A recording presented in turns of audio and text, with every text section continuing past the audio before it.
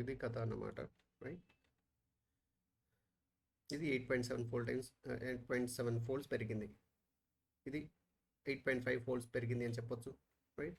ఇది 1.8%, 1.8 folds are 180% increase అయింది. ఇప్పుడు మనం మన ఎకానమీని ఇండియన్ లెవెల్ తోటి కంపేర్ చేద్దాం. జీడిపి మనది తెలుసు ఆల్రెడీ, మనకు కరెంట్లో వస్తుంది, కాన్స్టెంట్లో కూడా వస్తుంది, రైట్. సో మనం కరెంట్లో తెలంగాణ జిఎస్డిపి అని అంటాం, ఇండియాకి జీడిపి అని అంటాం. తెలంగాణ జిఎస్డిపి వచ్చేసి మనకి 14.64 lakh crores, right. Telangana GSDP వచ్చేసి మనకి 14.64 lakh crores, వెరాజ్ ఇండియాది వచ్చేసి 293 lakh crores, రైట్. ఇది కరెంట్. దీని గ్రోత్ రేట్ కనుక చూస్తే అంటే ప్రీవియస్, ఇది మనం మాట్లాడేది 2023 ఫినాన్షియల్ ఇయర్, ఇది కూడా 2023 ఫినాన్షియల్ ఇయర్కి. అంటే 2022 ఫినాన్షియల్ ఇయర్ నుండి 2023 ఫినాన్షియల్ ఇయర్కి ఎంత గ్రోత్ అయింది అనేది మనం చూస్తే తెలంగాణది వచ్చేసి 11.9%, ఇండియా వచ్చేసి 9.1%, right. So and GDP at constant prices కనుక మనం చూసుకుంటే, రైట్. అండ్ ఇంకోటి ఏంటి అని అంటే పోయిన సంవత్సరం అంటే 2022 ఫినాన్షియల్ ఇయర్లో మొత్తం growth rate at constant current prices వచ్చేసి దాదాపు 16.4% ఉంటుండే, ఇది 14.2% ఉంటుండే, రైట్. సో ఇప్పుడు జీడిపి అంటే కాన్స్టెంట్ ప్రైజెస్ ఆర్ జిఎస్డిపి తెలంగాణకి వచ్చేసి కాన్స్టెంట్ ప్రైజెస్ దగ్గర 7.7 lakh crores, రైట్. అండ్ ఇండియాది వచ్చేసి 172 lakh crores. And growth rate at constant వచ్చేసి 7.4, ఇండియాది వచ్చేసి 7.6. అండ్ పర్ క్యాపిటల్ ఇన్కమ్ మనం ఆల్రెడీ చూసినాం 3.47 lakh, ఇండియాది 1.83 lakhs మాత్రమే, right. So per capita at constant కూడా ఉంటుంది, అది చూస్తాను, రైట్. సో ఇక్కడ ఏంటి అని అంటే ఇంకొకసారి మనం ఎట్లాగో ఇండియాది చూసినాం కదా, ఇప్పుడు వరల్డ్ది కూడా ఎట్లా ఉంది అనేది చూద్దాం, right. World growth rate IMF ప్రకారం 23-24లో 3.2% ఉంటుండే మొత్తం, right. So and global headline inflation వచ్చేసి 6.8% నుండి 5.9% వరకు ఉంది. ఈ రేంజ్లో ఉంది ఇన్ఫ్లేషన్, గ్లోబల్ హెడ్లైన్ ఇన్ఫ్లేషన్ అనేది, రైట్. మన ఇండియాలో కూడా inflation apart from like food కాకుండా ఫుడ్ వచ్చేసి ఫుడ్ది నెసరీ ఫుడ్ దగ్గర దాదాపు 9.1% ఇన్ఫ్లేషన్ ఉంది. ఫుడ్ కాకుండా మిగతా అయితే విత్ ఇన్ ద కంట్రోల్ ఉన్నాయని మన ఏమంటారు ఎకనామిక్ సర్వే రిపోర్ట్ 2024లో క్లియర్గా మెన్షన్ చేసినారు ఇండియా దాంట్లో, రైట్. సో అది కూడా మాట్లాడదాం ఇన్ డీటెయిల్ తర్వాత. సో ఇప్పుడు మనం ఎట్లాగో ఇది గ్రోత్ రేట్ తెలంగాణది ఇండియాది చూసినాం కాబట్టి ఒకసారి growth rate at current prices ఏ స్టేట్ టాప్లో ఉంది అనేది కూడా చూసుకుందాం, రైట్. తమిళనాడు దాదాపు 14.2% తోటి టాప్లో ఉంది, ఫాలోడ్ బై ఉత్తరప్రదేశ్, ఇది మనం గెస్ చేయం. అండ్ తెలంగాణ టాప్ 3లో ఉంది 11.9% తోటి, రైట్. ఇవి కరెంట్ ప్రైజెస్ దగ్గర. అదే మనం కాన్స్టెంట్ ప్రైజెస్ దగ్గర చూసుకుంటే యాక్చువల్గా ఇది ఇంపార్టెంట్, ఈ ప్రైజెస్ దగ్గర ఎవరిది గ్రోత్ ఎక్కువ ఉంది అనేది ఇంపార్టెంట్. ఎందుకంటే కాన్స్టెంట్ని మనం ఏమంటాం, రియల్ అని కూడా అంటాం, రైట్. రియల్ గ్రోతే కదా మనకు కావాల్సింది, నామినల్ గ్రోత్ కంటే ఎక్కువ రియల్ గ్రోత్ అనేది రిలయబుల్. సో రియల్ గ్రోత్లో వచ్చేసి మనకు ఫస్ట్ గ్రోత్ రేట్లో ఒడిస్సా ఉంది 8.5% తోటి, తమిళనాడు ఉంది ఫాలోడ్ బై, అండ్ తెలంగాణ వచ్చేసి చూడండి 7th పొజిషన్, ఇక్కడ మనం 3rd పొజిషన్ ఉంటుండే and we're drop to 7th position at మనకి ఎట్లా ఉంది 7.4% ఉంది కాబట్టి. సో ఇది. అండ్ ఇంకోటి per capital income of Telangana and ఇండియాది మనం కంపేర్ చేస్తే మనకు దాదాపు 1,64,000 ఎక్కువ ఉంది తెలంగాణ ఇండియా యావరేజ్ కంటే. దీన్ని మనం పీసీఐ మల్టిప్లైర్ తోటి చూస్తాం. పీసీఐ మల్టిప్లైర్ అంటే ఏం లేదు, పీసీఐ ఆఫ్ ఏదైతే స్టేట్ ఉందో, అంటే ఫర్ ఎగ్జాంపుల్ మనం టీజీ కంపేర్ చేస్తున్నాం అనుకో, దాన్ని టీజీది న్యూమరేటర్లో పెట్టుకొని పీసీఐఎఫ్ ఇండియా చేస్తాం, ఒక నెంబర్ వస్తుంది, ఆ నెంబర్ని మల్టిప్లై అంటారు, సింపుల్, రైట్. సో పీసీఐఎఫ్ తెలంగాణ మనం చూస్తే ఇప్పుడు ఈ కరెంట్ ఇయర్కి 3.47, ఇండియాది వచ్చేసి 1.83, రైట్. ఇది చేస్తే మనకు దాదాపు 1.90 వస్తుంది, రైట్. 2021 గత 3 సంవత్సరాలుగా చూసుకుంటే మనం ఇది మల్టిప్లయర్ అనేది ఇంక్రీజ్ అవుతూనే ఉంది. ఎప్పటి నుంచే కాదు, స్టార్టింగ్ ఫ్రమ్ 2014 నుంచి కూడా 2014-15 మనకు తెలంగాణ వచ్చినప్పటి నుంచి ఈ వాల్యూ అనేది కంటిన్యూస్గా పెరుగుతూనే ఉంది, కంటిన్యూస్గా పెరుగుతుంది. సో ఈ gap between India's per capital income and Telangana per capital income is increasing constantly. ఇప్పుడు ఎంత వచ్చింది? అది 1.9%, 1.9 టైమ్స్ ఎక్కువ ఉంది మన Telangana per capital income when it is compared with the countries per capital income. ఇంకోటి మనం Telangana contribution to GDP, right? So మనం తెలంగాణలో మొత్తం పాపులేషన్ వచ్చేసి 2.89%, రైట్, ఆర్ 2.9%. కానీ మనం జీడిపి కంట్రిబ్యూట్ చేసేది తెలంగాణ ఇండియాకి దాదాపు 4.8%, 4.9%, 5%. చూడండి, 2.9% ఉన్న మనం దాదాపు 5% ఆఫ్ జీడిపి కంట్రిబ్యూట్ చేస్తున్నాం. ఇది గ్రేట్, రైట్? అండ్ మన ఏరియా పరంగా చూసుకుంటే మనం దాదాపు ఓన్లీ 3.5%. అట్లా ఆ పరంగా మనం చూసుకున్నా కూడా మనం ఏరియాకు మించి అంటే మనం బియాండ్ కెపాసిటీ ఇది చేస్తున్నాం అన్నమాట, రైట్? సో కొన్ని స్టేట్స్ అట్లా, సౌదర్న్ స్టేట్స్ మోస్ట్లీ ఇట్లనే ఉంటాయి. బట్ నార్థన్ స్టేట్స్ వాళ్ళు పాపులేషన్ ఎక్కువ ఉంటుంది, కంట్రిబ్యూషన్ అనేది చాలా తక్కువ ఉంటుంది. ఓకేనా? సో ఇది కూడా ఇంక్రీజ్ అవుతూ ఉంది. గత 3 సంవత్సరాలుగా మనం చూసుకుంటే ఫినాన్షియల్ ఇయర్ 21, 22, 23 చూసుకుంటే మనది 4.8 ఉంటుండే, 4.9, 5.0, రైట్? ఇది స్ట్రైట్ ఇట్లా పెరుగుతుంది అన్నమాట, రైట్? సో ఇది కూడా ఇనిషియల్గా మనం తెలంగాణ 2020 వచ్చినప్పుడు 2014-15లో ఈ పర్సంటేజ్ వచ్చేసి 4.1% ఉంటుండే, రైట్? ఇది 4.1 కాస్త ఇప్పుడు ఎంత అయింది? 4.1 has now increased to 5.5% in 1 decade, right? ఒక 10 సంవత్సరాల్లోనే చూడండి మనకి ఒక 1% ఆఫ్ కంట్రిబ్యూషన్ మనం పెంచినాం ఇండియాకి, right? So it is a great thing. So ఒకసారి సెక్టోరల్ కంపోజిషన్ చూద్దాం. సెక్టోరల్ కంపోజిషన్ గత 3 సంవత్సరాలుగా కంపేర్ చేసి చూద్దాం, రైట్? మనం ఆల్రెడీ చూసినాం ఏది ఫినాన్షియల్ ఇయర్ 23-24కి. ఇది మనం చూసినాం 15.8, 18.5, 65.7 తెలంగాణకి అయితే. సో ఇది గత 3 సంవత్సరాలుగా మరి ఈ చేంజెస్ ఏమైనా ఉన్నాయనేది ఒకసారి మనం క్లియర్గా చూస్తే ఇక్కడ మనకు 3 years కంపేర్ చేసినారు. Financial year 21, 22, 23, right? Financial year 21లో మనం ఫస్ట్ సర్వీస్ సెక్టర్ గురించి మాట్లాడదాం. అప్పుడు అది 62.2% ఉంటుండే, 64, 65. అంటే ఏం చెప్పొచ్చు మనం? The share of service sector is continuously increasing in the last 3 years. 62.2% ఉన్నది, ఇప్పుడు 65.7% అయింది. ఇది మనం తెలంగాణది మాట్లాడేది. అండ్ ఇప్పుడు మనం ఇది ఇండస్ట్రియల్ సెక్టర్ను చూసుకుంటే ఫస్ట్ 2021లో ఇది 19.8, 18.8, 18.5. ఇది తగ్గుతుంది, రైట్? ఇండస్ట్రియల్ సెక్టర్ వచ్చేసి తగ్గుతుంది, వేరాజ్ సర్వీస్ సెక్టర్ వచ్చేసి పెరుగుతుంది. సేమ్ అగ్రికల్చర్ సెక్టర్ చూసుకుంటే 18, 17 అండ్ 15.8. ఇది కూడా కంటిన్యూస్గా తగ్గుతుంది, రైట్? అంటే గత 3 సంవత్సరాలుగా మనం చూసుకుంటే 3 సంవత్సరాలుగా మనం చూసుకుంటే అగ్రికల్చర్ షేర్, ఇండస్ట్రియల్ షేర్ అనేది కంటిన్యూస్గా తగ్గుతుంది, సర్వీస్ సెక్టర్ షేర్ అనేది కంటిన్యూస్గా పెరుగుతుంది, రైట్? సో ఇది అంటే ఒక డెవలపింగ్ నేషన్కి అంటే ఈయన ఉంటారు, ఇది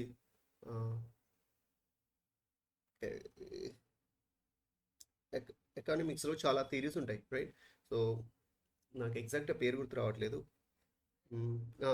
కన్జెట్ కర్వ్, ఇది కన్జెట్ కర్వ్ ఆర్ హైపోథిసిస్ అని ఉంటుంది, రైట్? సో ఈయన ఏమంటానంటే ఏదన్నా ఒక కంట్రీ డెవలపింగ్ స్టేట్ నుండి డెవలప్డ్ స్టేట్గా కావాలి అని అంటే ఫస్ట్ దానికి 3 stages ఉంటాయి, రైట్? ఫస్ట్ స్టేజ్లో వాళ్ళు ఖచ్చితంగా అగ్రికల్చర్ డిపెండెన్సీ ఎక్కువ ఉంటుంది, రైట్? దాని తర్వాత ట్రాన్సిషన్లో అగ్రికల్చర్ నుంచి ఇండస్ట్రీకి వెళ్తారు, దాని తర్వాత ఇండస్ట్రీ నుంచి మొత్తం సర్వీస్ ఓరియంటెడ్ అవుతుంది, రైట్? ఇది ఏదన్నా ఒక కంట్రీ హెల్తీగా డెవలప్ అవ్వాలి అని అంటే సో ఈ స్టేజెస్ ఉంటాయి. కానీ ఇండియాది ఏమైంది అని అంటే ఈ సెకండ్ స్టేజ్ ఎగ్గొట్టినాం మనం, రైట్? సో అగ్రికల్చర్ నుండి మనం ఇండస్ట్రీకి మొత్తం షిఫ్ట్ అవ్వలేదు, మొత్తం ఇన్ ద సెన్స్ మొత్తం అవసరం లేదు. సో బట్ లెస్ దెన్ మన ఇండియా లెవెల్లో చూసుకుంటే అది లెస్ దెన్ క్వార్టరే ఉంది, రైట్? అంటే 25%కి మించి ఎక్కువ లేదు. సో దానివల్ల ఏమైంది అని అంటే ఈ దీంట్లో నుంచి వచ్చిన ఎంప్లాయ్మెంట్ డైరెక్ట్ ఇక్కడికి వెళ్ళింది, రైట్? సో ఈ సర్వీస్ సెక్టార్లో ఉన్న ఎంప్లాయ్మెంట్ అనేది ఇది పర్మనెంట్ కాదు, అర్థమవుతుందా? సో పర్మనెంట్ కాదు కాబట్టి మనకు చాలా ఇబ్బందులు ఉంటాయి, రైట్? ఏదన్నా ఒక హెల్తీ ఎకానమీ కావాలంటే ఫస్ట్ నువ్వు అగ్రికల్చర్ నుంచి ఇండస్ట్రీ రావాలి, ఇండస్ట్రీ నుంచి దాని తర్వాత సర్వీస్ సెక్టార్కి మెల్లగా వెళ్ళాలి, రైట్? కానీ ఇండియా ఏమైందంటే డైరెక్ట్గా అగ్రికల్చర్ నుంచి డైరెక్ట్గా ఇండస్ట్రీకి జంప్ అయింది, సర్వీస్ సెక్టార్కి జంప్ అయింది. కాబట్టి మనకు చాలా ప్రాబ్లమ్స్ ఉన్నాయి, రైట్? సో చైనాది ఎట్లా కాలే, చైనాది అగ్రి నుంచి ఇండస్ట్రీకి వెళ్ళింది, ఇండస్ట్రీ నుంచి మళ్ళీ సర్వీస్కి వచ్చింది మెల్లగా. కాబట్టి అది ఇండస్ట్రియల్ వైజ్గా చాలా స్ట్రాంగ్ ఉంది, సర్వీస్ వైజ్ కూడా చాలా స్ట్రాంగ్ ఉంది, రైట్? ఏమైంది, ఫర్ ఎగ్జాంపుల్ ఇప్పుడు ఏదన్నా ఏదో సాఫ్ట్వేర్ డౌన్ ఏదో అయింది అనుకోండి, రైట్? అంటే ఆన్ ద స్పాట్ మీది సర్వీస్ సెక్టర్ మొత్తం పడిపోయింది. అర్థమవుతుందా? సర్వీస్ సెక్టర్ మీద ఎక్కువ డిపెండెన్సీ ఉంటే అది ఇబ్బంది. అది మనం కోవిడ్-19లో ఆల్రెడీ క్లియర్గా చూసినాం. సర్వీస్ సెక్టర్ గ్రోత్ రేట్ అనేది చాలా చాలా least when it is compare. ఇప్పుడు మనం ఎంత ఉంది సర్వీస్ సెక్టర్ గ్రోత్ రేటు 14% అట్లా ఉంది. 2019 కోవిడ్ వచ్చినప్పుడు నెగిటివ్లోకి వెళ్ళిపోయింది, రైట్? సో అంటే అట్లాంటి పరిస్థితులు ఏమైనా వచ్చినప్పుడు ఎకానమీ అనేది డ్రాస్టిక్గా దెబ్బతింటుంది. ఎప్పుడైతే మన కంట్రీస్ మొత్తం ఎకానమీ అనేది సర్వీస్ సెక్టర్ మీద డిపెండ్ అయి ఉంటుందో, రైట్? సో అందుకనే సర్వీస్ సెక్టర్ మీద డిపెండ్ అయి ఉన్న కంట్రీస్కి కోవిడ్-19 ఎఫెక్ట్ అనేది చాలా ఇంపాక్ట్ చూపించింది. లైక్ డెవలప్డ్ నేషన్స్కి అయితే ఇంకా మరీ ఎక్కువ ఉంటుంది ఇది, రైట్? సో మనది ఆల్రెడీ అగ్రికల్చర్ ఓకే ఉంది కాబట్టి అగ్రికల్చర్ గ్రోత్ రేట్ మనం కోవిడ్ టైంలో చూసుకుంటే దాదాపు అరౌండ్ 25-30% వరకు ఉంది, రైట్? సో కాబట్టి మూడు మెయింటైన్ చేయడం ఒక హెల్దీ ఎకానమీ అనేది చాలా చాలా ఇంపార్టెంట్ థింగ్. ఆల్రైట్, సో మొత్తం గచ్చిగా చేసేసి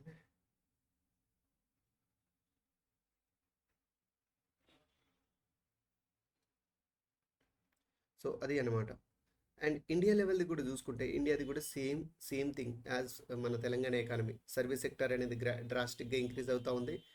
both industrial and agriculture sector అనేది తగ్గుతూ ఉంది, రైట్? సో ఇక్కడ తగ్గట్లేదు, పోయినసారి దయచేసి తగ్గలేదు, అదొకటి చూసుకోండి, రైట్? పోయినసారి ఇండస్ట్రీ ఎంత ఉందో ఈసారి కూడా అంతే ఉంది. అగ్రికల్చర్ అయితే క్లియర్గా తగ్గుతుంది, రైట్? 18.9, 18.2, 17.6.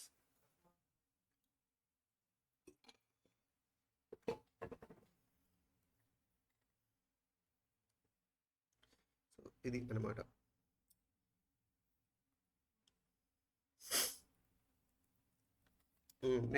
నెక్స్ట్ మనం జీడిడిపి చూద్దాం, రైట్? జీడిడిపి అంటే గ్రాస్ డిస్ట్రిక్ట్ డొమెస్టిక్ ప్రోడక్ట్. అంటే ఇప్పుడు మొత్తం జిఎస్డిపి ఎంత? 14.67 లక్షల కోట్లు. మరి 14.67 లక్షల కోట్లు ఈ some of all the districts. 33 డిస్ట్రిక్ట్ల నుంచి వచ్చేదే కదా. ఈ 33 డిస్ట్రిక్ట్ల నుంచి వచ్చేది ఏ డిస్ట్రిక్ట్ నుంచి ఎంత వస్తుంది అనేది మనం చూద్దాం, రైట్? ఎక్కడ ఉంటుంది ఇంకా ఇన్ఈక్వాలిటీ ఎంత ఉంటుందో చూద్దాం. So 16 out of 33 districts have growth rate more than national growth rate. Okay నేను చెప్తాను, చూద్దాం. ఏం లేదు, గ్రోత్ రేట్ మనది ఎంత? ఇండియాది నేషనల్ గ్రోత్ రేట్ వచ్చేసి 9.1% కదా. 9.1% కంటే ఎక్కువ తెలంగాణలో దాదాపు 16 జిల్లాలు ఉన్నాయి, అది అంటున్నారు, రైట్?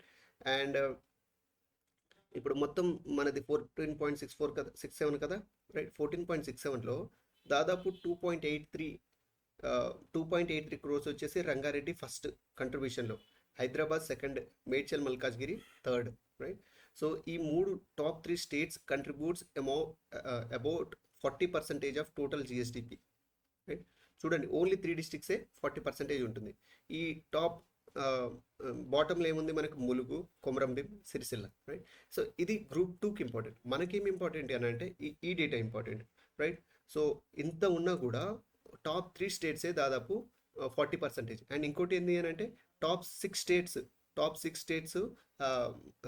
జిఎస్డిపి కంట్రిబ్యూషన్లో మోర్ దెన్ 50% ఉంది, right? Only 6 out of 33 districts is contributing more than 50% of Telangana GSDP, right? So and ఇంకోటి ఏంటి అని అంటే ఈ బాటమ్ 13 డిస్ట్రిక్ట్స్ ఉంటాయి కదా, బాటమ్ 30 డిస్ట్రిక్ట్స్ కలిపి 13% ఆఫ్ జిఎస్డిపి ఉంది, రైట్? సో ఇవి మనకి ఇంపార్టెంట్ గ్రూప్ 1కి రాసేదానికి. ఇన్ఈక్వాలిటీ ఎట్లా ఉంది అని అంటే సో ఇది రాయొచ్చు. దీంతోపాటు మనం జీని కోఎఫిషియంట్ రాయొచ్చు. జీని కోఎఫిషియంట్ మనది అంత రిలయబుల్ అనుకోను నేను, రైట్? సో ఇదైతే క్లియర్గా మనం ఉన్న డేటా నుంచే రాసుకొని రాయొచ్చు, రైట్? సో జీని డేటా ఎందుకంటే వాళ్ళు ఒక్కొక్కరు ఒక్కొక్క తీరుగా రాస్తారు, ఒక్కొక్కరు ఒక్కొక్క తీరుగా చెప్తారు. గవర్నమెంట్ ఏదైతే తక్కువ ఉంది, ఫేవరబుల్ ఉందో అదే తీసుకుంటారు, రైట్? సో ఎనీవే అది కూడా సమయం వస్తే మాట్లాడుతుంది దాని గురించి కూడా. సో ఇది చూడండి. సో 14.67 ఉండే మనకి మొత్తం కానీ దాంట్లో టాప్ 6 వచ్చేసి more than 50% of GSDP, more than 50%. And బాటంలోని 13 districts are contributing only 13% of GSDP, right? So ఇది అసమానత. సో ఈ 5 స్టేట్స్ ఏముంది, 5 డిస్ట్రిక్ట్స్ ఆర్ టాప్ 6 డిస్ట్రిక్ట్స్ ఏమున్నాయి అని అంటే, రైట్, ఫస్ట్ ఇవి 3 అయిపోయినాయి. దాంతోపాటు సంగారెడ్డి ఉంది, నల్గొండ ఉంది, ఇంకోటి సంగారెడ్డి, నల్గొండ, 5, ఇంకో ఏదో ఉంది అండి, రైట్, 6ది. సో దాని తర్వాత అప్డేట్ చేస్తాను. సో ఇది అనమాట, ఈ 5 కలిపి దాదాపు 50% అని చెప్పొచ్చు, రైట్? సో ఖమ్మం అనుకుంటా, ఖమ్మమా, నాట్ షూర్, చలో దేఖతే. ఇప్పుడు మనం పర్ క్యాపిటల్ ఇన్కమ్ చూద్దాం, రైట్? సో జీడిడిపి చూసినాం, పర్ క్యాపిటల్ ఇన్కమ్ మరి మొత్తం వచ్చేసి తెలంగాణది 3.47 ల్యాక్, రైట్, ప్రతి ఇండివిజువల్ యావరేజ్గా. మరి ఒక్కొక్క డిస్టిక్ యావరేజ్గా ఎంత సంపాదిస్తుంది అనేది చూస్తే ఇది కూడా రాయొచ్చు మనం ఇన్కమ్ ఇన్ఈక్వాలిటీస్లో, రైట్? సో రంగారెడ్డి వచ్చేసి 9.46, 9.64 లక్షలు, యావరేజ్ ఎంత ఉంది, ఇంత, right? So Hyderabad 4.94 and Sangareddy 3.22, right? So only 2 states are more than state per capital income. ఇది దారుణం అండి అసలు, రైట్? సో మొత్తం పర్ క్యాపిటల్ ఇన్కమ్ ఎంత అన్నాం, 3.47. ఆ 3.47 రెండే డిస్ట్రిక్ట్స్ నుంచి ఎక్కువ ఉన్నాయి, మొత్తం తెలంగాణకు అంత లేదని దాని అర్థం, రైట్? ఇప్పుడు మ్యాప్ మనం గుర్తుపెట్టుకుని ఉంటే, రైట్, ఒకసారి చూస్తాం. సో ఇది తెలంగాణ, ఓకే, రఫ్ తెలంగాణ, ఇక్కడ హైదరాబాద్, రైట్? వికారాబాద్ దీని ఆనుకొని ఉంటుంది, రైట్? వికారాబాద్ జిఎస్డిపి వచ్చేసి 1.80 ల్యాక్, రైట్? సో దాని ఆనుకునే ఉన్న రంగారెడ్డి జిఎస్డిపి వచ్చేసి 9.46 ల్యాక్. సో ఇది పరిస్థితి అన్నమాట. ఇది రాయొచ్చు మనం. ఇంకా ఏం రాయొచ్చు అని అంటే, ఇంకోటి కంట్రీ తోటి కంపేర్ చేసుకుంటే ఇండియా తోటి 30 out of 33 districts have per capital income more than India. అంటే 1.83కి మించి ఉన్న పర్ క్యాపిటల్ ఇన్కమ్ 30 నుంచి 33. అంటే కంట్రీ లెవెల్లో పోల్చుకుంటే ఓకే, కానీ విత్ ఇన్ ద తెలంగాణ పరిస్థితి చాలా దారుణంగా ఉంది, రైట్? సో ఇంకోటి ఏదో చేసి ఉండే నేను, యావరేజ్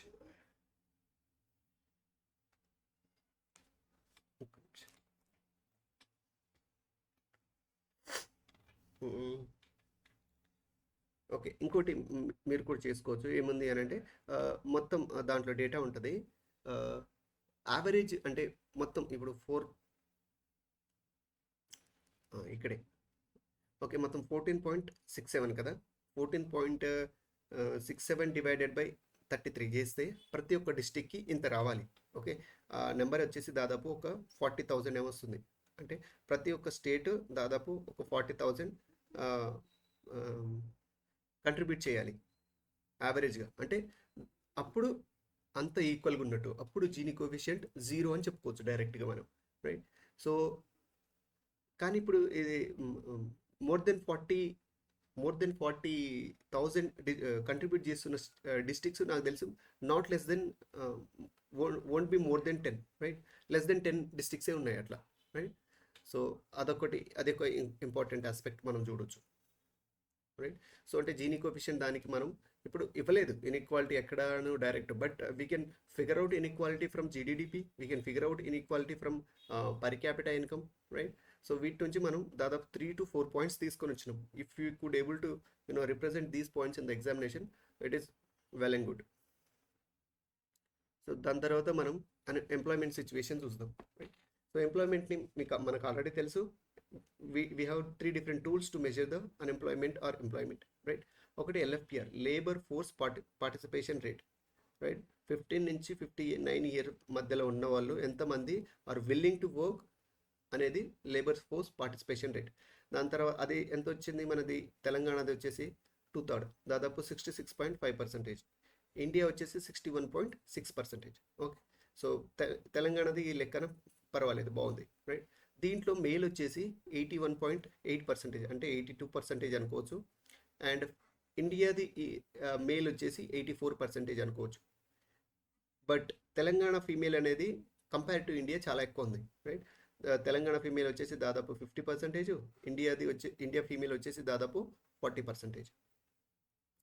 ఫీమేల్ అంటే ఫీమేల్ గురించి ఎక్కడన్నా వచ్చింది అనుకోండి, ఫీమేల్ ఎంపవర్మెంట్ ఎక్కడన్నా వస్తే ఫస్ట్ ఈ పాయింట్ తోటి స్టార్ట్ చేయొచ్చు మనం.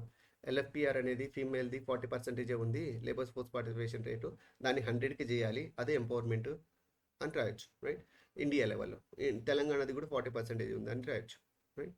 సో ఎంప్లాయ్మెంట్ గురించి, ఎంప్లాయ్మెంట్ కండిషన్, ఎంప్లాయ్మెంట్ మీద ఏదైనా క్వశ్చన్ వచ్చి గవర్నమెంట్ ఏమ్స్ ఇనిషియేటివ్ తీసుకుంది, సెంట్రల్ గవర్నమెంట్ అన్న స్టేట్ గవర్నమెంట్ అన్న, to improve this employment rate in country అని అంటే ఫస్ట్ ఈ డేటాతో స్టార్ట్ చేసి దాని తర్వాత ఏమేమైతే ఇనిషియేటివ్స్ తీసుకున్నారో గవర్నమెంట్, అవన్నీ మనం we can go head with what ever the question is with respect to question ఏం అడిగినారో అట్లా వెళ్ళొచ్చు, రైట్. సో మళ్ళీ ఈ లేబర్స్ ఫోర్స్ పార్టిసిపేషన్ రేటు రూరల్లో ఎక్కువ ఉంది, రైట్, తెలంగాణలో కంపారిటివ్ టు అర్బన్, రైట్. రూరల్లో దాదాపు 62% ఉంది, అర్బన్లో లేబర్ ఫోర్స్ పార్టిసిపేషన్ వచ్చేసి 30% ఉంది, రైట్. సో ఇది ఇంకా దారుణం అన్నమాట. సారీ, అంటే ఇది టోటల్ ఇది కాదు, ఓన్లీ ఫీమేల్కి. ఫీమేల్ మొత్తంగా 50%, రైట్. దాంట్లో మళ్ళీ రూరల్లో వచ్చేసి 62%, అంటే ఈ రెండింటిని యావరేజ్ చేస్తేనే ఈ నెంబర్ వస్తుంది. రూరల్లో 62% ఉంది, అర్బన్లో 30%, రైట్. ఎందుకంటే అర్బన్లో ఏం చేస్తారు అందరూ, అంటే లేడీస్ చాలా మట్టికి హౌస్ వైఫ్స్ లానే ఉంటారు. వాళ్ళు they not willing to work అనమాట, రైట్. 15 to 59 ఇయర్స్ మధ్యలోనే ఉంటారు, but they are not willing to work, right. So అది 30% చూడండి. అంటే ఇది ఏమని రాయొచ్చు అని అంటే ఇక్కడ 1 in 3 urban women is not willing to work, not willing to work. 15 to 59 age మధ్యలో ఉన్నారు, రైట్. సో దీనికి కారణాలు 100 ఉండొచ్చు, రైట్. సో వీళ్ళని మనం అంటే ఆపర్చునిటీ ఉంటే పాపం వాళ్ళు కూడా చేస్తారు, రైట్. ఆపర్చునిటీ వాళ్ళకు డిగ్నిఫైడ్ వర్క్ దొరకకనే వాళ్ళు చేయండి, రైట్. లేకపోతే ఎందుకు చేస్తారు పాపం. సో దీన్ని మనం అడ్రస్ చేయాలి, ఓకే. సో డిగ్నిఫైడ్ వర్క్ ఏదైనా వాళ్ళకు ప్రొవైడ్ చేసి చేయగలిగితే చేస్తారు, రైట్. అంటే అది పరిస్థితి, యా. సేమ్ ఇది ఇండియాది అయితే ఇంకా దారుణం.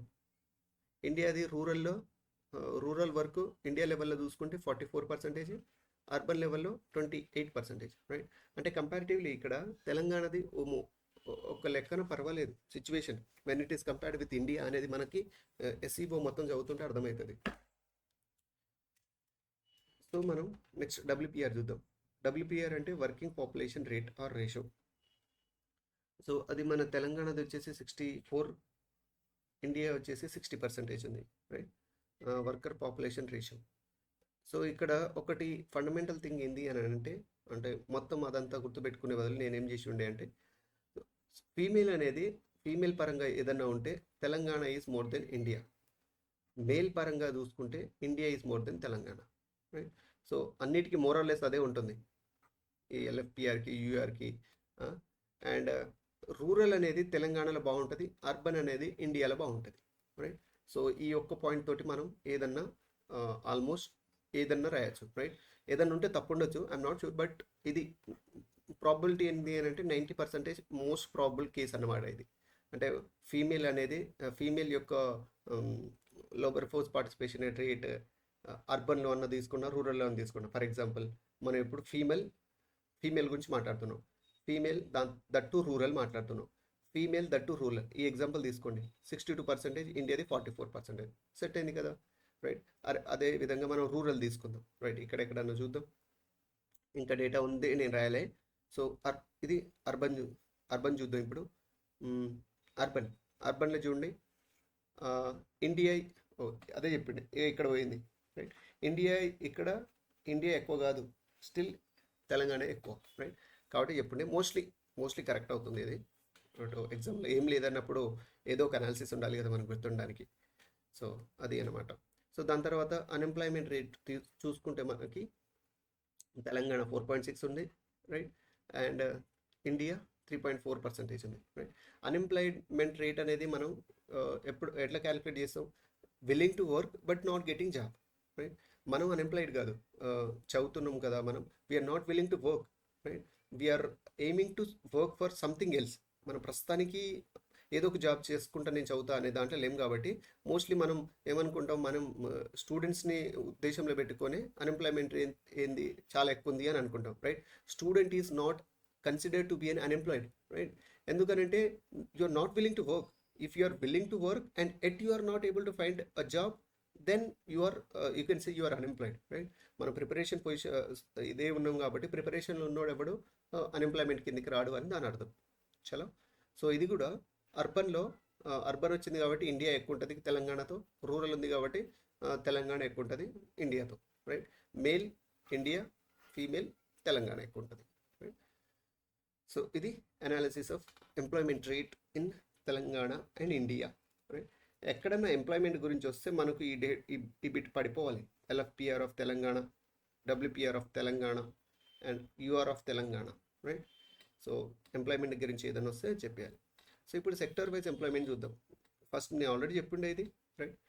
మన దీనికి కాంట్రిబ్యూషన్ వచ్చేసి 15.8% అంటే, అండ్ దీంట్లో ఎంప్లాయ్మెంట్ షేర్ వచ్చేసి 47.3%, రైట్. దీని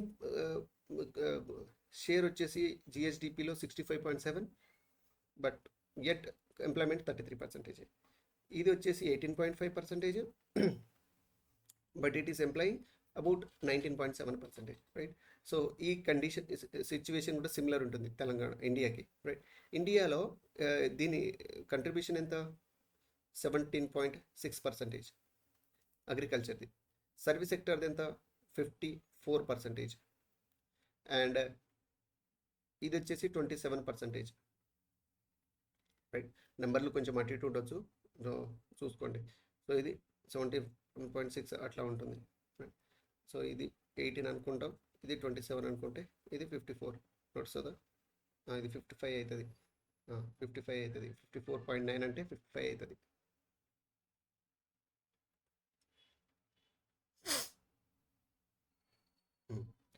ఓకే, సో దీని షేర్ వచ్చేసి 25%, దీనిది 45.8%, సర్వీస్ సెక్టర్ వచ్చేసి 29% అని చెప్పొచ్చు, రైట్. సో ఇది కండిషన్ అన్నమాట. సో మేజర్ ప్రాబ్లం మనకంటే ఇది ఇట్లా వచ్చింది అనేదే. ఓకే, ఈ నెంబర్ ఈడికి వస్తే సర్వీస్ సెక్టర్లో మినిమం కనీసం వాళ్ళు ఒక మినిమం 3 lakhs అన్న సంపాదిస్తారు కదా పర్ యానం, మినిమం చెప్పేది. అగ్రికల్చర్లో చాలా తక్కువ ఉంటుంది, థౌజండ్స్, లెస్ దెన్ ల్యాక్ ఉంటుంది, రైట్. ఈ లెస్ దెన్ ల్యాక్ నుంచి 3 lakh వచ్చిందని అంటే మన జిఎస్డిపి పెరిగినట్టే, పీసీఐ పెరిగినట్టే, India will reach $5 trillion economy, right. So అది దీని మీద ఫోకస్ చేయాలి అనమాట, right.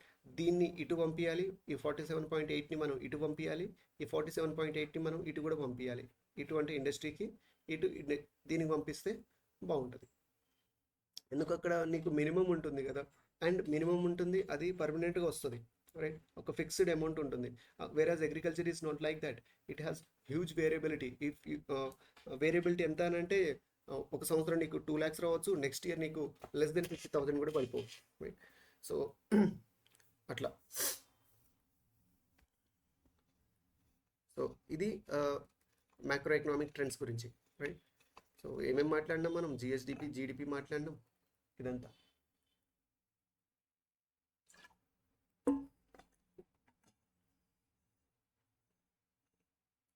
Next public finance.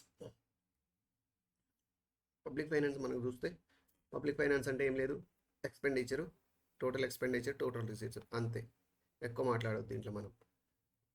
Government ఎంత అవుతుంది, గవర్నమెంట్కి అవుట్ ఎంత అవుతుంది, రైట్. సో ఇది ఎక్స్పెండిచరు, ఇది ఇన్కమ్ ఆర్ రెవెన్యూ రిసీట్స్ అంటాం. ఇట్లా టోటల్ ఎక్స్పెండిచర్ మైనస్ టోటల్ ఇది చేస్తే మనం దాన్ని ఫిజికల్ డెఫిసిట్ అంటాం. టోటల్ ఎక్స్పెండిచర్ మైనస్ టోటల్ రిసీట్స్ని మనం ఫిజికల్ డెఫిసిట్ అంటాం, ఎఫ్డి, ద్రవ్య లోటు. And total revenue expenditure minus revenue receipts మనం తీసుకుంటే దాన్ని మనం రెవెన్యూ డెఫిసిట్ ఆర్ సర్ప్లస్ అంటాం, రైట్. గత 3 సంవత్సరాలుగా తెలంగాణదైతే రెవెన్యూ సర్ప్లస్లో ఉంది, ఇండియాదైతే రెవెన్యూ డెఫిసిట్లో ఉంది. వేరే ఫిజికల్ అయితే డెఫిసిట్లోనే ఉంది, రైట్. సో ఈ ఫిజికల్ డెఫిసిట్ని అంటే ఫిజికల్ మేనేజ్మెంట్ కంట్రోల్ చేయడానికి 2003లో ఒక యాక్ట్ తెచ్చినారు, ఎఫ్ఆర్బిఎం యాక్ట్ అని, right. Physical responsibility and budget management act 2003లో, రైట్. సో దీన్ని మళ్ళీ 2013లో అమెండ్ చేసినారు, రైట్. అమెండ్ చేసి దీంట్లో కీ హైలైట్స్ ఏంది అని అంటే ఎఫ్ఆర్బిఎం యాక్ట్కి ఈ GSDP FD physical deficit to GSDP ratio అనేది లెస్ దెన్ 3% ఉండాలి, రైట్. అండ్ గవర్నమెంట్ అనేది ఖచ్చితంగా ఈ స్టేట్మెంట్లు ఇవ్వాలి, ఫిజికల్ పాలసీ సంబంధించిన స్టేట్మెంట్లు ఇవ్వాలి, రైట్. అంటే జీడిపి ఎంత ఉంది, రైట్, జిఎస్డిపి ఎంత ఉంది అనేది ప్రతి క్వార్టర్లీ రిలీజ్ చేస్తూ ఉండాలి, రైట్. దాని తర్వాత ఇది డెట్ టు జీడిపి రేషియో అనేది అబౌట్ 60 ఉండాలి, రైట్. 60కి మించి ఉండకూడదు అని చెప్తారు, రైట్. సో ఇవన్నీ ఉంటాయి అన్నమాట. ఇంకా ఏముంటుంది, స్టేట్మెంట్ ఇస్తాం, ఫిజికల్ డెఫిసిట్ ఇంత చేస్తాం, ఓకే. ఇంకా జనరల్ రాయొచ్చు అవన్నీ. ఇవైతే ఇంపార్టెంట్ అన్నమాట, టెక్నికల్గా ఇవన్నీ ఇంపార్టెంట్ ఎఫ్ఆర్బిఎం ప్రకారం. అట్లా ఎందుకు ఇది చేయాలి గవర్నమెంట్ మరి? ఎందుకంటే మరి ఇష్టం వచ్చినట్టు వేసుకుంటూ పోతే ఇదంతా చదివేం లాభం, మనం ఇదంతా ఎకానమీ అంతా చేసుకుని ఏం లాభం ఇదంతా చేయకపోతే కదా. సో అది యాక్ట్ అన్నమాట. కాకపోతే దీంట్లో చాలా ఏమంటారు ఎస్కేప్ క్లాసెస్ ఉన్నాయి. సో దాన్ని మనలో మేనేజ్ చేసుకుంటారు, రైట్. ఈ చట్టం ప్రకారం ఖచ్చితంగా లెస్ దెన్ 3% ఉండాలి. మరి ఎందుకు లేదు? మనది తెలంగాణ అయితే 3% ఈ రీసెంట్ది 24-25 బడ్జెట్ దాని ప్రకారం చూసుకుంటే తెలంగాణది ఓకే 3.6% ఉంది, దగ్గరే ఉంది. కానీ ఇండియాది చూసుకుంటూ అది 5.6% ఉంటుంది, రైట్. సో అంటే ఇంకోటి ఏంటి అని అంటే గ్రాడ్యువల్గా ఇది తగ్గుతుంది నెంబర్ అనేది, రైట్. సో అదొక పాజిటివ్ ఆస్పెక్ట్ మనం చూడొచ్చు. బట్ ఇది ఇంకా తగ్గాలి, రైట్. సో 5.6 నుంచి నెక్స్ట్ మళ్ళీ దీన్ని 3% గ్రాడ్యువల్గా తీసుకొని రావాలి, మెల్లమెల్లగా జీరోకి తీసుకొని రావాలి ఫిజికల్ డెఫిసిట్ని, రైట్. సో అది గవర్నమెంట్ యొక్క ఉద్దేశం, రైట్. సో ఫిజికల్ డెఫిసిట్ని, రెవెన్యూ డెఫిసిట్ని, రైట్. ఈ రెవెన్యూ డెఫిసిట్ కూడా జీరో అయిపోవాలనేది ఇంకోటి ఉంటుంది దీంట్లో. రెవెన్యూ డెఫిసిట్, ఇంకోటి ఎఫెక్టివ్ రెవెన్యూ డెఫిసిట్ అనేది కూడా ఆల్మోస్ట్ జీరో అయిపోవాలనేది దీంట్లో ఎఫ్ఆర్బిఎం దీంట్లో కూడా ఉంటుంది ఇంకోటి, రైట్. సో ఇది అన్నమాట. నెక్స్ట్ మనం చూస్తే, సో ఇప్పుడు మన తెలంగాణ సిచ్యువేషన్ ఎట్లా ఉంది, తెలంగాణ ఫైనాన్స్ ఏం సంగతి అనేది చూద్దాం ఒకసారి. సో టోటల్ రిసీట్స్ వచ్చేసి మనకు ఇది 2023 డేటా. సో బడ్జెట్ ప్రకారం దీన్ని మోడిఫై చేసుకోవాలి, ఎందుకంటే బడ్జెట్ దీని తర్వాత వచ్చింది, ఆబ్వియస్గా దీని తర్వాత వచ్చింది.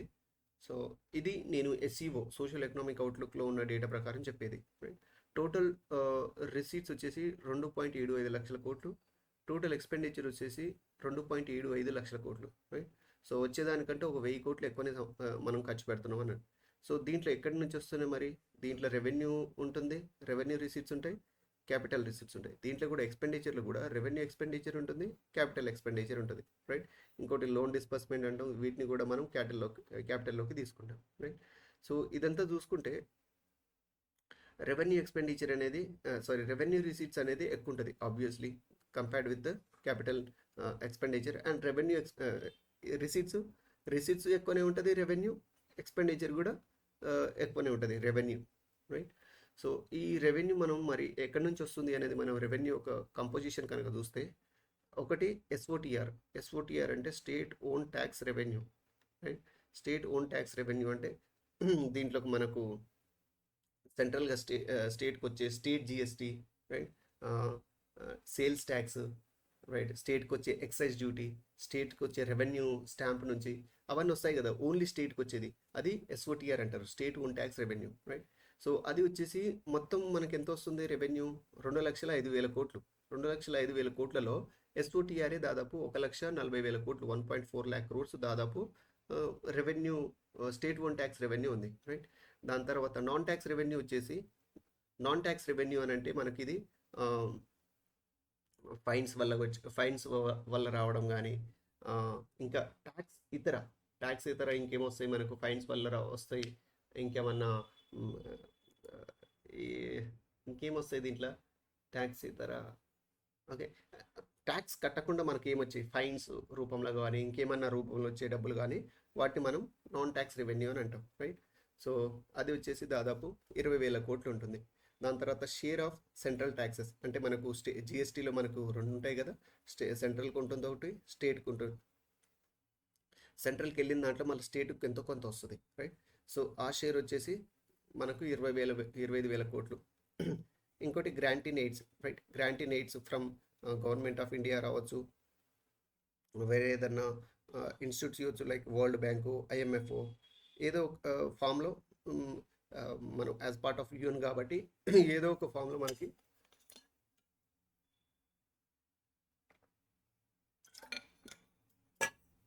గ్రాంట్స్ వస్తూ ఉంటాయి, రైట్. రూరల్ డెవలప్మెంట్ కానీ, ఉమెన్ ఎంపవర్మెంట్ కానీ, అవి మనకు గ్రాంట్స్ వస్తూ ఉంటాయి. అవి దాదాపు 20,000 కోట్లు వస్తుంటాయి, రైట్. ఇదంతా కలుపుకుంటే మనకు అంచనా 2,05,000 కోట్లు రెవెన్యూ రిసీట్స్. ఓకే, ఇప్పుడు ఈ రెవెన్యూ రిసీట్స్ మనం చూసినాం, కరెక్టే. ఓకే, మరి మనది revenue receipts to GSDP ratio ఎంత ఉంది, రైట్. రెవెన్యూ అంటే ఇది మొత్తం revenue receipts to GSDP ratio చూసుకుంటే 11.3% ఉంది. ఏది, తెలంగాణది. ఓవరాల్గా ఇండియాకి రెవెన్యూ రిసీట్స్ ఎక్కువ వస్తున్నాయి, 14.6%, రైట్. అంటే మన రెవెన్యూ కలెక్షన్ అంత బెటర్ లేదు కంపేర్ టు ఇండియా అనేది అర్థమవుతుంది, రైట్. అంటే ఎక్కడన్నా ఇప్పుడు ట్యాక్స్ రిఫార్మ్స్ మీద అడిగినారు అనుకోండి క్వశ్చన్, రైట్. ఫస్ట్ ట్యాక్స్ నువ్వు రిఫార్మ్ ఎందుకు చేయాలంటే ఇగో ఈ పాయింట్ వల్ల చేయాలి నువ్వు ట్యాక్స్ రిఫార్మ్, రైట్. ఎందుకు అంటే స్టేట్ రెవెన్యూ రిసీట్స్ అనేది తక్కువనే నీకు, కాబట్టి నువ్వు ట్యాక్స్ రిఫార్మ్ చేస్తే రెవెన్యూ రిసీట్స్ పెరుగుతాయి, స్టేట్కి ఎకానమీ పెరుగుతుంది, అది దాని ఉద్దేశం, right. The main reason behind tax reforms అనేది ఇది అన్నమాట, రైట్. సో ఇంకా మనం ఇది మనం తెలంగాణ, రైట్. మరి బెటర్గా ఏ స్టేట్ ఉంది అని చూస్తే షేక్ ఆడించే స్టేట్ ఉంది, రైట్. బీహార్ ఉంది 24%, రైట్. అంటే Bihar is good at collecting tax అని చెప్పొచ్చు. మరి ఈ లెక్కన మరి వీళ్ళకు నెంబర్ వైజ్ నాకు తెలియదు కానీ మనం పర్సంటేజ్ మాట్లాడుతున్నాం, అబ్జల్యూట్ మాట్లాడతలేదు. మరి ఆ నెంబర్ ఎంత ఉందో ఏమో వీళ్ళకే తెలియాలి. సో ఇదైతే స్ట్రేంజ్ అసలు, రైట్. సో నెక్స్ట్ వచ్చేసి ఫాలోడ్ బై ఒడిశా. ఒడిశా అంటే ఓకే, అర్థం చేసుకోవచ్చు, ఎందుకంటే మనం ఆల్రెడీ పైన కూడా చూసినాం. ఒడిశా ఇంకెక్కడ వచ్చింది అని అంటే మన కాన్స్టంట్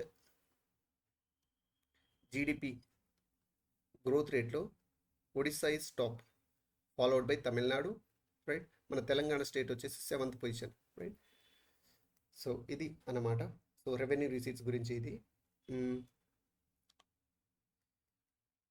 ఇంకా రెవెన్యూ రిసీట్స్ గురించి మాట్లాడదాం. దీని తర్వాత ఫిజికల్ డెఫిసిట్, దీనికి తక్కువ తర్వాత వస్తాం, రైట్. రెవెన్యూ రిసీట్ ఇంకోటి ఏంది ఏదో చెప్దామని అనుకున్నాను నేను. రెవెన్యూ ఇది ఎస్ఓటీఆర్ ఉంది కదా, ఇది మొత్తం స్టేట్ ఓన్ ట్యాక్స్ రెవెన్యూ వచ్చేసి 1,38,000 కోట్లు అని చెప్పినాను కదా. ఈ 1,38,000 కోట్లు కూడా కంపోజిషన్ చూద్దాం మళ్ళీ. అంటే ఎస్ఓటీఆర్ కంపోజిషన్, ఎస్ఓటీఆర్లో చెప్పినాను కదా, మనకి స్టేట్ జిఎస్టీ నుంచి వస్తుంది, సేల్స్ ట్యాక్స్ నుంచి వస్తుంది, రైట్. స్టాంప్స్ అండ్ డ్యూటీ వస్తుంది, రిజిస్ట్రేషన్ నుంచి వస్తుంది, ఎక్సైజ్ డ్యూటీ వస్తుంది, రిజిస్ట్రేషను, ఆర్టీఓ, అదంతా వాళ్ళకెళ్ళి వస్తుంది. ఇది ఇగో ఇక్కడ composition of SOTR, state own tax revenue, right. So ఇది ఫినాన్షియల్ ఇయర్ 21కి చెప్పినారు, రైట్. సో ఫినాన్షియల్ ఇయర్ FY23కి మరి ఎందుకు చెప్పలేదు, ఆ డేటా అయితే లేదు, రైట్. FY23కి ఎంత ఉంది స్టేట్ ఓన్ ట్యాక్స్? దాదాపు 1.4 లక్షల కోట్లు అని చెప్పినాను, రైట్. సో ఈ లెక్కన చూసుకుంటే మనం FY23కి కంపేర్ చేద్దాం. అంటే ఇవన్నీ చెప్పినాను కదా, SGST ఎంత ఉండొచ్చు, సేల్స్, ఎక్సైజ్, దేని పర్సంటేజ్ ఎంత ఉంటుంది అనేది జస్ట్ ఒక ఐడియా కోసమే ఇది, రైట్. సో దీంట్లో ఆబ్వియస్గా SGST అనేది ఎక్కువ ఉంటుంది, రైట్. సో ఈ నెంబర్లో వదిలేయండి because it is FY20 and 21, right. You just focus on this percentage. SGST ఎక్కువ ఉంటుంది, followed by sales tax, right. ఇది 21% ఉంటుంది. దాని తర్వాత స్టేట్ ఎక్సైజ్ దాదాపు 14% ఉంటుంది. స్టాంప్స్ అండ్ రిజిస్ట్రేషన్ దాదాపు 10% ఉంటుంది. అండ్ మోటార్ వెహికల్ ట్యాక్స్ దాదాపు 3% ఆఫ్ రెవెన్యూ రిసీట్స్ ఉంటుంది, రైట్. సో SOTR కంపోజిషన్లో మనకు SGST ఉంది, సేల్స్ ట్యాక్స్ ఉంది, స్టేట్స్ ఎక్సైజ్ డ్యూటీ ఉంది, stamps, registration, vehicle tax, right. ఇవన్నీ ఉన్నాయన్నమాట. సో అది జస్ట్ ఐడియాకి పెట్టుకోండి.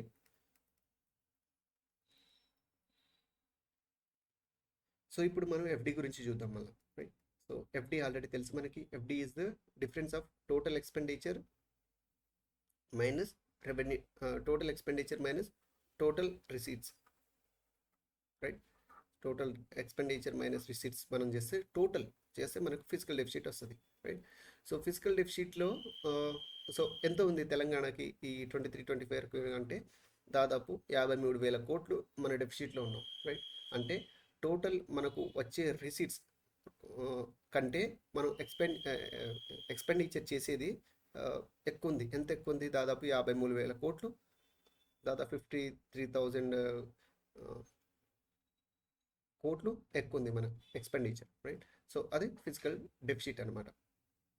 అదే చెప్పినాను కదా, ఫిజికల్ డెఫిసిట్ టు మన GSDP రేషియో తీసుకుంటే తెలంగాణది ఇప్పుడు ఫిజికల్ డెఫిసిట్ ఎంత వచ్చింది? ఇది 53,228 డివైడెడ్ బై GSDP ఎంత? 14.67. ఇది ఎంత వస్తుంది? అబౌట్ 3.6% వస్తుంది, right. So it is very near to FRBM limit అని రాయొచ్చు, ఆల్ రైట్. సో అండ్ ఇంకోటి ఇది పాయింట్ ఏంటంటే, సో ఫిజికల్ డెఫిసిట్ పోయిన సంవత్సరంతో కంపేర్ చేసుకుంటే పెరిగింది, ఓకే. సో ఇది condition of both physical deficit and revenue deficit. So ఇది పరిస్థితి అనమాట. సో ఈ FD అండ్ RD గత 3-4 సంవత్సరాల నుంచి ఆర్ గత 10 years నుంచి ఎట్లా ఉంది దీని సిచ్యువేషన్ అనేది చూద్దాం, రైట్. సో తెలుసు మనకి రిసీట్స్ మైనస్ రెవెన్యూ ఎక్స్పెండిచర్ని మనం రెవెన్యూ డెఫిసిట్ అంటాం. Total expenditure minus total receipts వచ్చేసి ఫిజికల్ డెఫిసిట్ అవుతుంది, రైట్. సో రెవెన్యూ డెఫిసిట్ మనం చూస్తే past 4 years, right. Financial year 20, 21, 22, 23, 24, right. So ఇనిషియల్గా 2021 మాత్రమే మనకి డెఫిసిట్ ఉంటుంది రెవెన్యూ, రైట్. సో ఈ ఒక గ్రాఫ్ కనుక మనం గీసుకుంటే 20, 21, 22, 23, 24, రైట్. సో 2021లో మనకు నెగిటివ్ ఉంటుండే, రైట్. నెగిటివ్ రెవెన్యూ డెఫిసిట్లు ఉంటుండే 2021లో. దాని తర్వాత సర్ప్లస్కి వచ్చింది 0.46. ఇది ఎట్లా అంటే ఈ ఇయర్కి ఉన్న GSDP అది దాదాపు 13.67 lakh. అంటే ఈ నెంబర్ 9,031 డివైడెడ్ బై ఇది చేస్తే మనకి ఇది ఒక నెంబర్ వస్తుంది, రైట్. ఇది కూడా ఇదంతా 4,424 ఈ సంవత్సరానికి, రైట్. ఇది ఇంపార్టెంట్, నేను చెప్పలేదు. మొత్తం ఈ సంవత్సరం రెవెన్యూ సర్ప్లస్ ఎంత? 4,424. లేకపోతే ఇట్లా గుర్తుపెట్టుకోండి 444, రైట్. అప్రాక్సిమేట్గా రాయాలి మనము, అన్ని నెంబర్లు అవసరం లేదు కదా యాజ్ ఇట్ ఈస్ రాయడానికి. సో ఇది డివైడెడ్ బై మనం 14.69 చేసుకుంటే ఒక నెంబర్ వస్తుంది. ఆ number obviously it is in plus, right. So మనం గ్రాఫ్ సంథింగ్ ఇట్లా రాసుకోవచ్చు, right. Revenue surplus or deficit ఎట్లా ఉంది అనేది మనం దీంట్లో చూపించచ్చు, రైట్. సో ఇది ఇయర్, ఎక్స్ యాక్సెస్ మీద ఇయర్, వై యాక్సెస్ మీద percentage of revenue deficit or surplus, right. And దీంతో పాటు ఇప్పుడు మనం ఫిజికల్ డెఫిసిట్ కూడా చూద్దాం, రైట్. ఇది ఇంపార్టెంట్ యాక్చువల్లీ. ఫిజికల్ డెఫిసిట్ అనేది ఇంపార్టెంట్ ఎందుకంటే మనం బ్రాడర్ టర్మ్ అనమాట ఫిజికల్ డెఫిసిట్ అనేది when it is compared with revenue deficit, right. ఇంకోటి రెవెన్యూ డెఫిసిట్లో ఇంకోటి ఉంటుంది ఎఫెక్టివ్ రెవెన్యూ డెఫిసిట్ అని, అదేంటో చూద్దాం ఒకసారి. దానికి FD discussion effective revenue deficit, right. మనకు తెలుసు RD ఎట్లా వస్తుంది, రెవెన్యూ డెఫిసిట్ ఎట్లా వస్తుంది అని అంటే revenue expenditure minus revenue income, or revenue receipts, right. దీంట్లో నుంచి సెంట్రల్ గవర్నమెంట్ ఏం చేస్తుంది అని అంటే, ఇది ఈఆర్డి అనేది సెంట్రల్ గవర్నమెంట్కి ఉంటుంది, స్టేట్ గవర్నమెంట్కి ఉంటుంది. సో ఈఆర్డిలో గవర్నమెంట్, సెంట్రల్ గవర్నమెంట్ కొన్ని లోన్స్ ఇస్తూ ఉంటుంది. ఎవరికి? గవర్నమెంట్ ఆఫ్ డిఫరెంట్ స్టేట్స్కి ఇచ్చే లోన్స్ ఇస్తూ ఉంటుంది, రైట్. స్టేట్స్ ఈ లోన్స్ని ఏం చేస్తారు? వెళ్ళి ఏదన్నా క్యాపిటల్ క్రియేషన్లో వాడతారు. For example creation of roads, bridges, flyovers, ఏదో ఒక దాంట్లోకి వాడతారు, right. So government of India ఇచ్చిన ఈ గవర్నమెంట్ ఆఫ్ ఇండియాకి ఇది రెవెన్యూ ఎక్స్పెండిచర్ కిందే వస్తుంది, ఎందుకంటే డైరెక్ట్ వెళ్ళిపోతుంది స్టేట్కి. But state ultimately resulting in creation of capital assets, right. So government of India ఏం చేసింది అని అంటే, ఇది రెవెన్యూ రిసిట్స్లో కాకుండా ఈ మనీని క్యాపిటల్ రిసిట్స్లో చూపించింది, రైట్. సో దీనికోసం ఎఫెక్టివ్ రెవెన్యూ డెఫిసిట్ అనేది తెచ్చినారు, రైట్. అంటే ఇక్కడ ఏదైతే పెడుతున్నారో క్యాపిటల్ రిసిట్స్, సో క్యాపిటల్ అసెట్స్కి ఏదైతే గవర్నమెంట్ ఇస్తుందో క్యాపిటల్ అసెట్ క్రియేషన్ కోసం, అది మనం దీంట్లోకి వెళ్ళి మైనస్ చేస్తున్నాం, ఎందుకంటే అది క్యాపిటల్ది, రైట్, రెవెన్యూది కాబట్టి కాదు. ఆల్రెడీ అర్థమైందా? సో దాన్ని మనం ఎఫెక్టివ్ రెవెన్యూ డెఫిసిట్ అంటాం, రైట్. సో అసెట్ క్రియేషన్ కోసం గవర్నమెంట్ ఇచ్చిన డబ్బులు మైనస్ రెవెన్యూ డెఫిసిట్ ఏదైతే ఉందో అది ఎఫెక్టివ్ రెవెన్యూ డెఫిసిట్ అని అంటాం. ఇది సెంట్రల్కి మాత్రమే ఉంటుంది, గవర్నమెంట్ ఆఫ్ ఇండియాకి మాత్రమే ఉంటుంది, తెలంగాణకి ఆర్ఈడి అనేది ఉండదు. ఎనీవే, చలో now will see physical deficit గత 10 సంవత్సరాలుగా 2014 నుంచి ఎట్లా ఉంది అనేది చూద్దాం. ఇది ఆల్రెడీ మనం చెప్పినాము. ఎఫ్ఆర్బిఎం ప్రకారం ఎఫ్డి టు జిఎస్డిపి రేషియో అనేది ఆర్ జీడిపి రేషియో అనేది షుడ్ బి లెస్ దెన్ 3%. ఇది స్టేట్కి అయినా అంతే, సెంట్రల్కి అయినా అంతే, రైట్. సో యాక్చువల్గా గవర్నమెంట్ కొన్నిసార్లు బారోయింగ్స్ తెస్తుంది కదా ఆర్బీఐ నుంచి, right, through special okay. Government RBI నుంచి తీసుకొని వస్తుంది, అప్పుడు ఆర్బీఐ ఇదంతా చూస్తుంది, ఓకే, ఫినాన్షియల్ హెల్త్ చూసే వాళ్ళకి లిమిట్ పెడతారు. So FD as a percentage of GDP చూస్తే మనం 2014 ఫినాన్షియల్ ఇయర్లో 1.9, దాని తర్వాత ఇది అప్స్ అండ్ డౌన్స్ అవుతా ఉందన్నమాట, రైట్. ఎఫ్డి ఇంక్రీజ్ అవ్వకుండా డిక్రీజ్ అవ్వకుండా. సో ఇప్పుడైతే 2.5 ఉంది కదా, మళ్ళీ ఇప్పుడు 3.6 అయింది కాంగ్రెస్ గవర్నమెంట్ రాగానే, రైట్ అని అంటారు, రైట్. ఎందుకంటే మనం చూస్తే 22 FY నుంచి 23 FYకి ఇంక్రీజ్ ఇన్ ఎఫ్డి ఎంత చెప్పినాను నేను? దాదాపు 50%, రైట్. సో దాని కారణంగా మళ్ళీ 3.6కి పెరిగింది అది. సో ఇది 4.1 అనేది 22కి, రైట్. 23కి వచ్చేసి మళ్ళీ 3.6%, 2.5, 4.1 అయింది, మళ్ళీ 3.6, రైట్. సో ఇండియా లెవెల్లో చూసుకుంటే చూసిండ్రా, జనరల్ స్టేట్స్గా ఇండియా మొత్తానికి తీసుకుంటే ఇది కూడా 22కి యాక్చువల్గా వీలు పెట్టింది మరి. సో ఇండియా మొత్తానికి తీసుకుంటే ఎఫ్డి టు జిడిపి రేషియో వచ్చేసి 5.6%, రైట్. ఇది ఎకనామిక్ సర్వే 2024-25 దీని ప్రకారం 5.6 జనరల్ స్టేట్స్ కాకుండా మొత్తం స్టేట్. వీళ్ళు భలే రాస్తారు అబ్బా తెలంగాణలో అయితే జనరల్ స్టేట్స్ అని చెప్పి, ఏ నెంబర్ ఏది ఎక్కువ ఉంటే అట్లా అన్నమాట, ఇంకంతేలే గవర్నమెంట్. చలో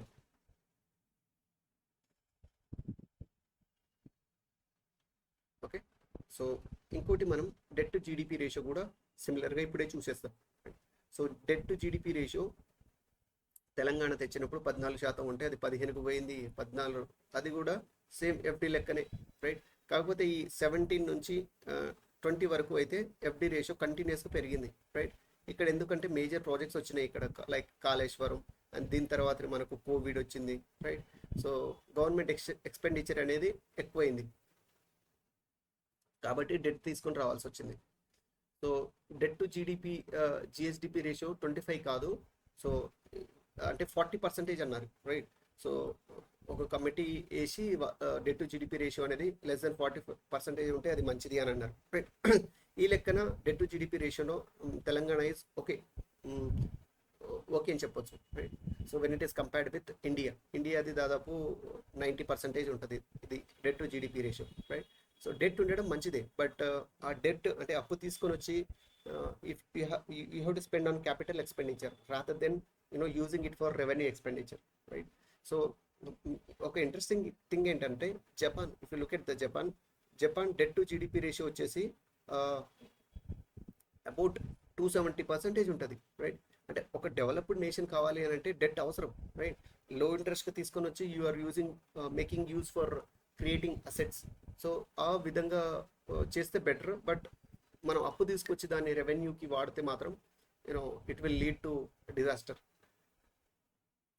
సో ఇండియా లెవెల్లో మనం ఒకసారి కంపేర్ చేస్తే out standing liabilities, right? Liabilities అన్న డెట్ అన్న ఒకటే, రైట్? సో ఆర్హెచ్ రేషియో వచ్చేసి మనది ఎంత? 28%. ఇండియా అది 32%. ఇండియా అంటే మళ్ళీ జనరల్ స్టేట్స్ వీళ్ళు, రైట్?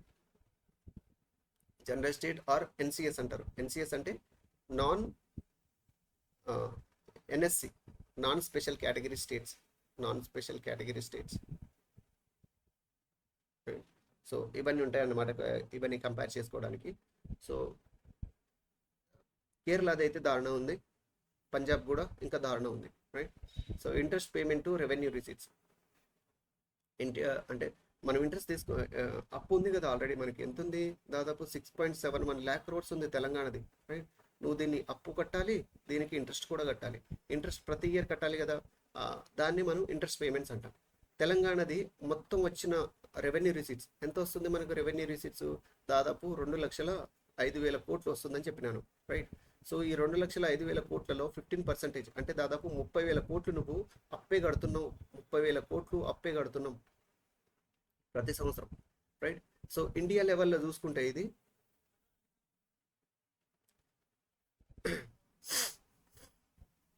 ఇండియా లెవెల్లో చూసుకుంటే 14.4%. అవునా? కాదు, రీసెంట్ ఈ బడ్జెట్ 23-24 బడ్జెట్లో వాళ్ళు రూపాయి ఎంత వస్తుంది, రూపాయి ఎంత పోతుంది అనే దాంట్లో చూసుకుంటే ఇది 29% ఉంది, రైట్? 29 అంటే ఇండియాకి వచ్చే ప్రతి 1 రూపీలో 29 పైసే వచ్చేసి వాళ్ళు జస్ట్ ఇంట్రెస్ట్ పేమెంట్స్కి వెళ్ళిపోతుంది. సో ఇది 14.4 కాదు, అప్డేట్ చేసుకోవాలి మనం ఇది.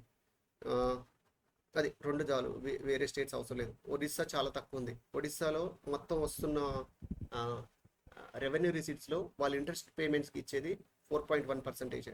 ఓకే, సో అది హెల్దీ అని చెప్పొచ్చు జరా. Odisha okay, it is good in various financial aspects. Still ఓడిపోయాడు పాపం నవీన్ పట్నాయక్. అట్లనే ఉంటుంది మరి ఓటర్లకి, ఇంత పిచ్చోళ్ళకి ఇస్తారు ఓట్లు. చలో,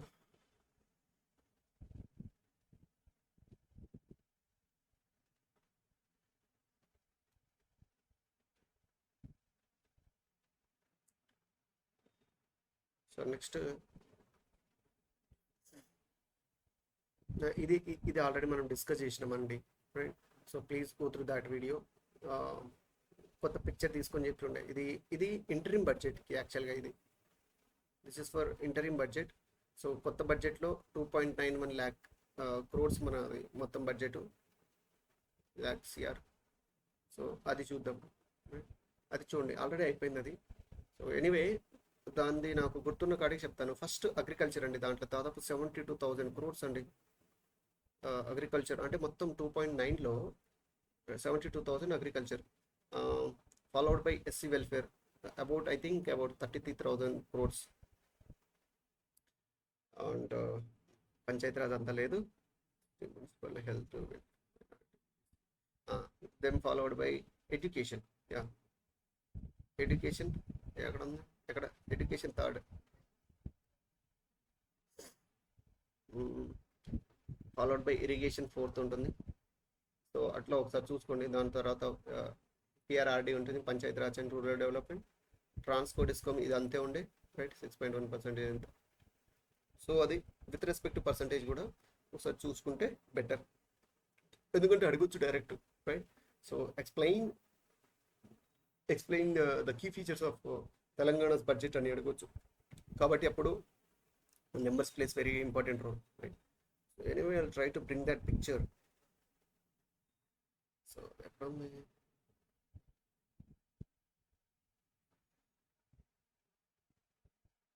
సో ఒకసారి బడ్జెట్ది కూడా చూద్దాం.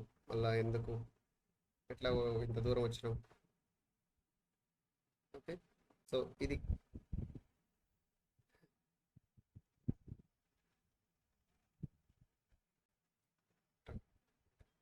సో మొత్తం బడ్జెట్ వచ్చేసి 2,91,159 రైట్. సో దీంట్లో ఫస్ట్ వచ్చేసి చూడండి, ఎస్టీ ఎస్సీ మైనారిటీ వ్యవసాయం 72,000 crores అండి. దాని తర్వాత followed by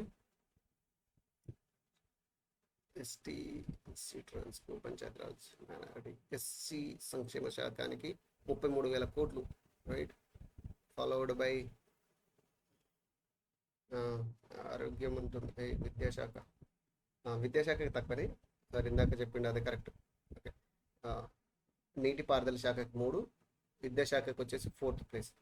and followed by ST వెల్ఫేర్కి 5th ప్లేస్ రైట్. సో ఇవి టాప్ అన్నమాట.